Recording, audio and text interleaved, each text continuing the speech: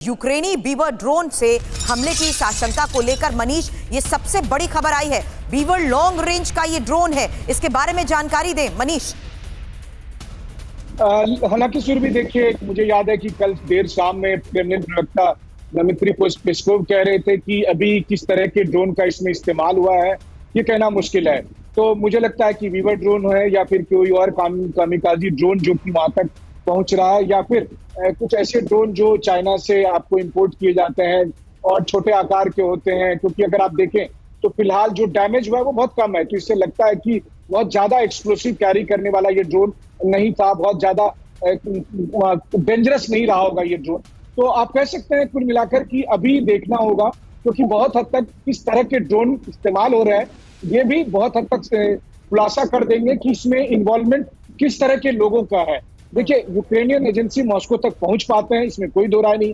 आपको याद है दारिया दुगिन की कार को कैसे ब्लास्ट करके उड़ाया गया था, वो यूक्रेनियन एजेंसी का काम था। इस तरह के हमले सेंट पीटर्सबर्ग में हुए थे, वो यूक्रेनियन एजेंसी का काम था। रूस के डीप एसेट्स यूक्रेन में मौजूद हैं। बड़ी बात है आप कह रहे हैं, मैं आपके पास जल्द मनीष पहुंचती हूं, क्योंकि ये कहना भी क्या सही है कि रूस ने अब मॉस्को अटैक का बदला लिया है। रूस ने खार्किव में ड्रोन से अब हमला किया है। ये एक और बड़ी खबर हमारे पास है, जहां खार्किव के मेयर ने 3 धमाकों का ये दावा किया है और ड्रोन अटैक में 2 मंजिला इमारत को क्षतिग्रस्त करने का ये बड़ा दावा किया जा रहा है।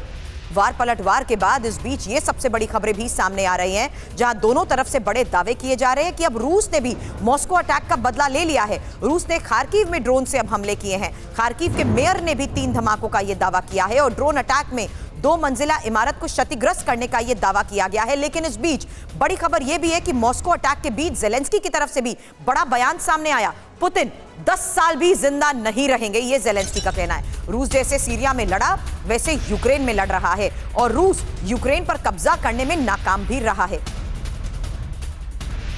हालांकि रूस यूक्रेन को नष्ट करने में असमर्थ भी रहा है। हालांकि मनीष, इस बारे में एक फाइनल कमेंट मैं आपसे जरूर चाहूंगी, क्योंकि ज़ेलेंस्की की तरफ से ये बयान इस तरीके के जब सामने आते हैं, पहले कहते हैं कि पुतिन है ही नहीं, अब कहते हैं कि 10 साल भी वो नहीं जिंदा रह पाएंगे। यानी काउंटर ऑफेंसिव के तहत इस तरीके की बयानबाजी के साथ साथ एक बड़ा दबाव बनाने की रूस पर कोशिश हमेशा ज़ेलेंस्की की रही है। देखिए सुरभि, पुतिन को ज़ेलेंस्की को धन्यवाद देना चाहिए। कम से कम ज़ेलेंस्की ये मानते हैं कि पुतिन 10 साल जिंदा रहेंगे, क्योंकि मुझे नहीं लगता है कि रूस का कोई भी दुश्मन देश अभी फिलहाल ये कहता है कि पुतिन इतने दिन तक जिंदा रहेंगे। इससे पहले हालांकि ज़ेलेंस्की ने कहा था कि पुतिन तो जिंदा ही नहीं है। तो खैर, ज़ेलेंस्की ऐसे बयान देते रहे, लेकिन मुझे आश्चर्य ये होता है जब वो ये कहते हैं कि रूस ने दरअसल यूक्रेन पर कब्जा करने में असमर्थता हासिल की है।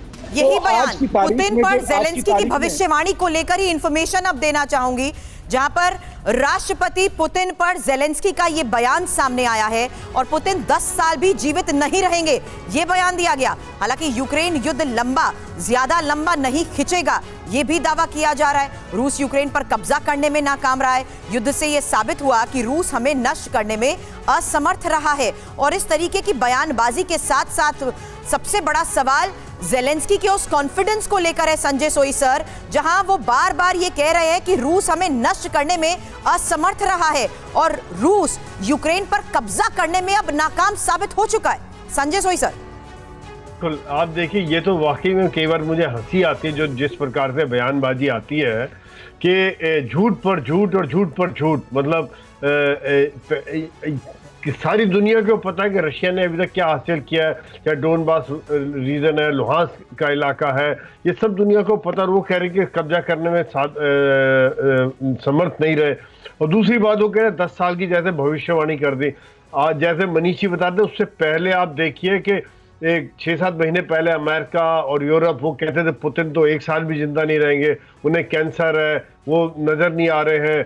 तो ये सब बयानबाजी तो ये आधी तो ज़ेलेंस्की अपनी जनता के लिए कर रहे हैं कि जो उनकी यूक्रेनियन जनता आज जिस प्रकार से काउंटर ऑफेंसिव फेल हुआ है, जिस प्रकार से वो सफल नहीं हो पा रहे हैं, कुछ भी करने में आज आगे बढ़ने में सफल नहीं हो पा रहे, तो यही कारण है कि अपनी बयानबाजी के द्वारा ही शायद इस बयानबाजी में सर न्यूक्लियर थ्रेट का बार बार जिक्र किया जाता है।